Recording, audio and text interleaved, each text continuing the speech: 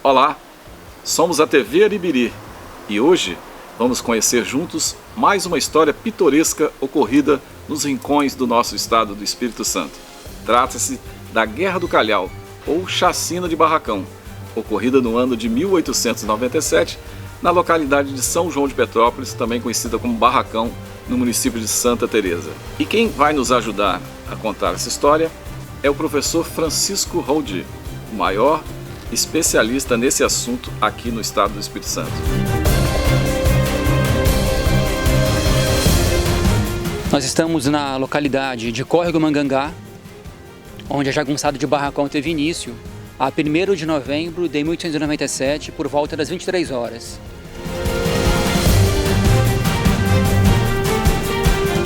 Essa propriedade pertencia à família Vivaldi, que se mudou para o Espírito Santo no ano de 1875.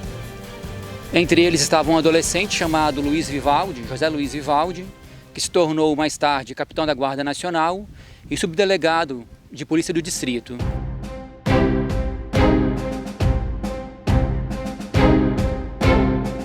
Essas peças de madeira que integram este paiol são os últimos remanescentes da casa em que Vivaldi viveu e que foi demolida nos anos 50. E não sobrou nada do antigo sobrado, com exceção desses barrotes, e dessas vigas que hoje integram esse paiol.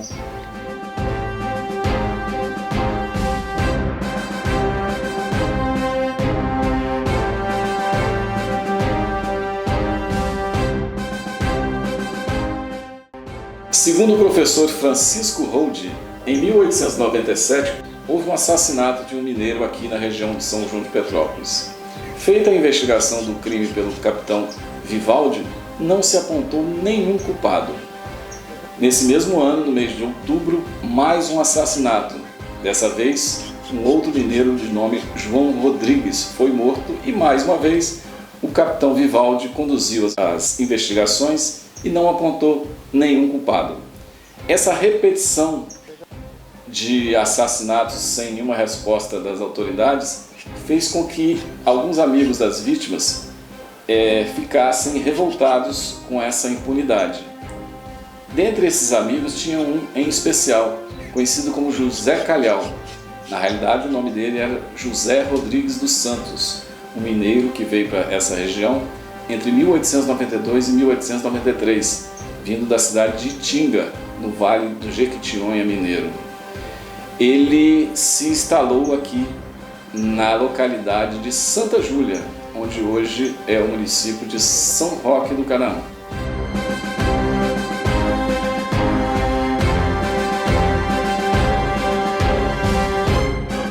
Em 1897, tinha um mineiro aqui com o nome de Calhau. E esse mineiro se revoltou, foi para Minas e juntou a turma dele lá, os capangas dele, e veio matando os italianos. Que os italianos falavam assim, arde saltapiante, dá ganho chupetado sulla crapa. Aí esse Calhau veio com o pessoal dele, matando os italianos, e mataram o Nono Perini lá em Barracão. Ele foi contar a eles e mataram ele. Consta que Vivaldi disse, na ocasião, que matar um brasileiro era o mesmo que matar um porco.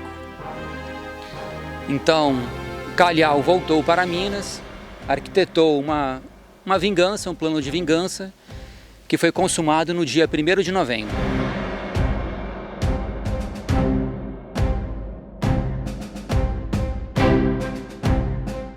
Foi aqui que tudo começou, depois das 23 horas do dia 1º de novembro de 1897. O sobrado, logicamente, não existe mais. Ele foi demolido em meados do século passado, quando a família Fardini adquiriu as terras que outrora pertenciam à família Vivaldi.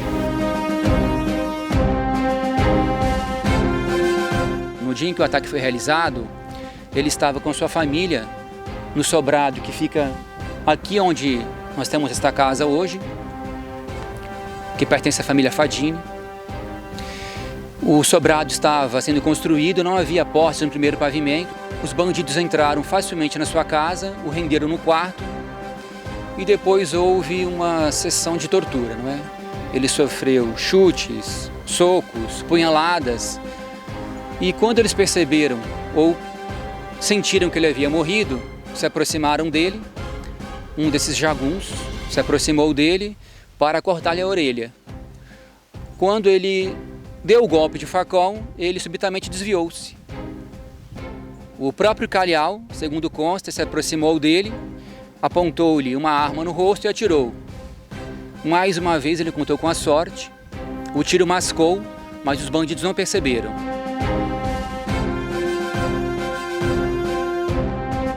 Surpreendentemente, Vivaldi resistiu ao cerco. Ele atirou-se do segundo pavimento do quarto, onde estava, do seu sobrado. Foi trazido para cá pela mulher, onde recebeu os primeiros socorros.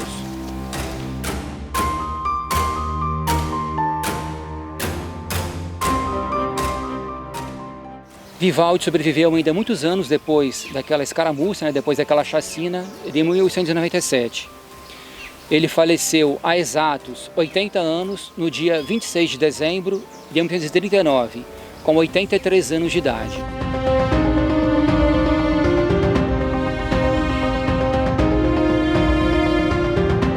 Eles saquearam um imóvel e foram para a vila, que fica bem próximo daqui.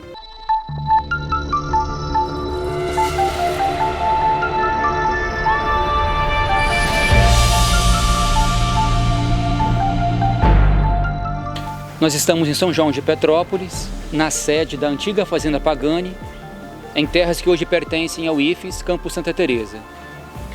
Então, depois que os bandidos deixaram a propriedade da família Vivaldi, aqui nas redondezas, eles se dirigiram para cá e atacaram o imóvel, a casa comercial do seu João Pagani. No interior do imóvel havia uma pequena força montada para repelir um possível ataque, mas muitos acreditavam que esse ataque já não se concretizaria, porque nos dias que precederam o ataque havia uma série de boatos que foram sendo desmentidos, enfim. Muitos acreditavam que o ataque não ocorreria mais, mas eles acabaram então sendo surpreendidos. Os bandidos se posicionaram na frente do imóvel, fizeram uma série de disparos. Esses disparos atingiram duas pessoas. O inspetor de quarteirão Isidoro Antônio da Silva e o lavrador João Frechiame. Eles foram feridos, mas ambos conseguiram resistir. Os bandidos daqui seguiram para a casa do escrivão Antônio Tironi, que também era professor. Lá fizeram uma nova série de disparos. Esses disparos atingiram a sua sogra. Depois eles regressaram para cá, roubaram o imóvel, saquearam o imóvel, depredaram o imóvel e encontraram um italiano que havia chegado há pouco tempo, por volta de 1895, chamado Giuseppe Benetti. Eles o encontraram escondido sob alguns arreios, é o que parece, e ele se tornou então a primeira vítima fatal do bando. Foi morto a tiros. Daqui então eles seguiram para o centro da vila de São João de Petrópolis, onde fizeram novas vítimas.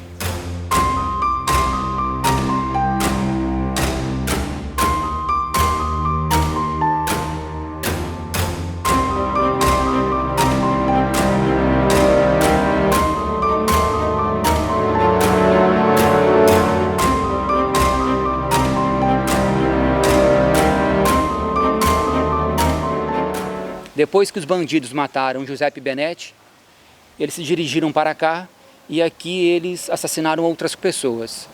O sapateiro José Perini, um tocador de tropas que foi chamado de João Vulgo Não Pode, empregado da família Galimberti, e o carpinteiro João Paulo da Silva. Antes de deixarem a povoação, eles incendiaram o cartório e destruíram todos os papéis que estavam ali guardados. Até hoje há pessoas que buscam documentos anteriores ao incêndio e não encontram.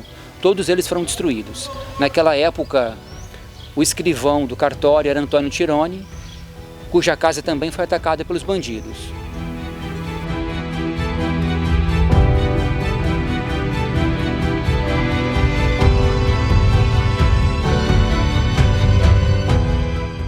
Meu pai, Francisco Paulo da Silva, o Tico, sempre comentava comigo que aqui nesse lugar pacato de São João de Petrópolis tinha acontecido essa tragédia.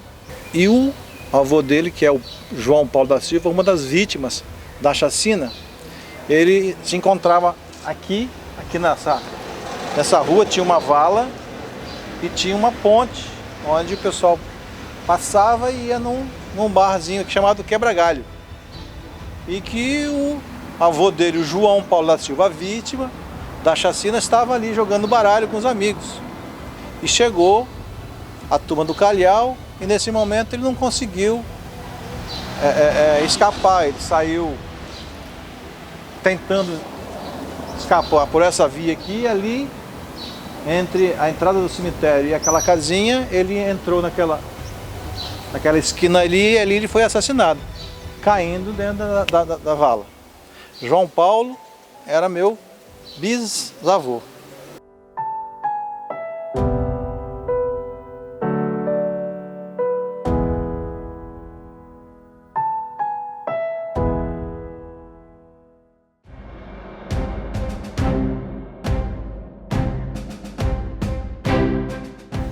Os rumores se espalharam pela região. A polícia investigou se havia algum grupo nas imediações do distrito com algum porte hostil, porém nada foi constatado. E o próprio Vivaldi convenceu-se de que nada ocorreria. Além de desconhecida das novas gerações, essa chacina ficou escondida até pelas autoridades locais aqui de São João de Petrópolis e pela população. O secretário de Segurança da época, que se chamava na época de chefe de polícia do estado, o Dr. Sérgio Loreto, era um cara polêmico, foi promotor de justiça, ex-prefeito de Santa Leopoldina. E esse cara, ele veio aqui exatamente representar os interesses do governo estadual, um governo republicano, exatamente para dar essa conotação de apenas um conflito entre pessoas e não dar nenhuma conotação de conflito racial ou de xenofobia. Tudo que o Estado não queria era um conflito social de repercussão nacional. A Guerra de Canudos, ela tinha acabado no dia 5 de outubro, apenas 20 e poucos dias antes desse ocorrido aqui em São João de Petrópolis. Então, a Guerra de Canudos foi uma ferida muito grande para o governo brasileiro. Então, não se podia falar mais em conflito social, em guerras sociais, porque o governo republicano queria reforçar essa nova fase. A República tinha apenas 8 anos. Meu pai conta que tinha o racismo aqui implantado, as pessoas de cor e os italianos viviam em conflito. E que aqui, em São João, teve época de até se sortear quem ia eliminar a pessoa que estava vindo de fora, principalmente as pessoas de cor. Só para você ter uma ideia de como era a política naquela época. A 4ª sessão eleitoral do município de Santa Teresa, aqui num distrito próximo chamado 25 de Julho, funcionava na sala de uma senhora que tinha um poder político local muito grande, chamada Marta Volcart. E o próprio capitão Vivaldi, um dos personagens centrais dessa chacina, ele era filiado ao Partido Construtor, que era o partido do governo do estado do Espírito Santo à época. Então, não se queria nenhuma outra versão para esse fato, a não ser que tenha sido uma briga local, sem questão de xenofobia, sem questão de racismo. Esse Dr. Sérgio Loreto é um cara que teve uma história muito maior do que um simples investigador dessa chacina. Esse cara chegou a ser juiz federal, foi governador do estado de Pernambuco e foi, após os anos 20, um dos maiores perseguidores de Lampião. Essa chacina de Barracão, em 1897, apesar de não ter nada a ver com o cangaço de Lampião, que foi uma coisa posterior, coincidentemente, aconteceu no mesmo ano de nascimento do Lampião. O Virgulino Ferreira, o famoso Lampião, nasceu em 1897, o mesmo ano da chacina de Barracão. Algumas ligações históricas desse fato podem ser feitas, umas até pitorescas. Uma de cunho pessoal, que é o fato do Dr.